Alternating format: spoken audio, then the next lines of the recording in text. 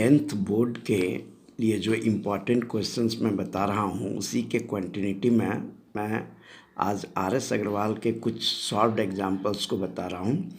ये भी basic proportionality theorems के पर आधारित है। क्वेश्चन कहता है कि in a triangle ABC AD is the median and E is the mid point of AD। देखिए ट्रायंगल हो गया ABC, AD मीडियन है। मैंने बहुत सारे बच्चों को कंफ्यूज होते देखा है कि मीडियन का क्या अर्थ होता है। मीडियन मतलब किसी ट्रायंगल के एक वर्टेक्स से ड्रॉ किया गया वह लाइन सेगमेंट जो अपोजिट साइड को दो बराबर भागों में काटता हो। यानी AD एक लाइन सेगमेंट हो गया जो अपोजिट साइड BC को दो बराबर भागों में डिवाइड करता हो, यानी BD इक्वल टू DC, यानी D केवल मिड पॉइंट होगा, इसके अलावा इसमें कोई प्रॉपर्टी नहीं होते हैं। तो कहता है कि and E is the mid point of AD और AD का मिड पॉइंट E है। BE को अगर हम लोग प्रोड्यूस करते हैं तो ये AC से F पे मिलता है। तो आपको प्रूव करना है कि AF इक्वल टू 1/3 AC, यानी ये तीनों सेगमेंट्स बराबर होंगे। तो चलिए हम लोग पहले गिवन लिखते हैं। यहाँ गिवन है in triangle ABC AD is the median, इसका मतलब हुआ BD equal to DC, E is the mid point of AD, इसका मतलब हुआ AE इक्वल टू ED। अब रिक्वायर्ड टू प्रूव, यहाँ हमको प्रूव करना है, required to prove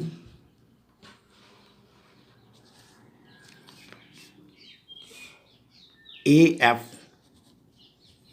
equal to 1/3 AC। एक कंस्ट्रक्शन हम लोग यहाँ करते हैं। कंस्ट्रक्शंस हो गया ड्रॉ DG पैरेलल BF। देखिए ये जो डॉटेड लाइन से हमने एक लाइन सेगमेंट ड्रॉ किया है DG, ये BF के पैरेलल है। अब हम लोग प्रूफ में चलते हैं। देखिए प्रूफ क्या है। प्रूफ इन ट्रायंगल BCF एक ट्रायंगल है। D BC का मिड पॉइंट है। D is the mid point of BC and BF parallel DG by construction. अब हम लोग converse of BPT by converse of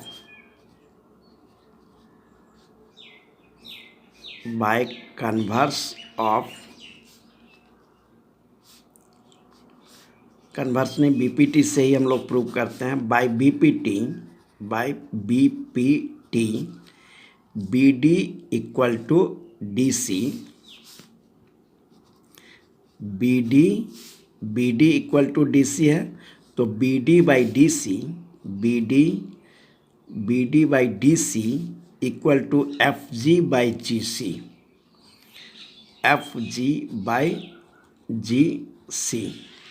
और FG is equal to GC। अब देखिए ये FG इक्वल टू GC हम लोग कैसे लिखें, चूँकि BD और DC इक्वल है तो ये कट जाएगा और यहाँ 1 हो जाएगा। क्रॉस मल्टीप्लिकेशन करने से FG इक्वल टू GC हो जाएगा। ये हो गया फर्स्ट रिलेशन। अब हम लोग ADG ट्रायंगल में आते हैं। In triangle ADG E is the mid point of AD दिया हुआ है। तो अब हम लोग करेंगे EF पैरेलल DG। चूँकि DG BF के पैरेलल है तो EF का भी पैरेलल होगा, EF parallel DG parts of parallel lines are parallel, parts of parallel lines are parallel, parallel line के पार्ट्स पैरेलल होते हैं। तो अगेन बाय बीपीटी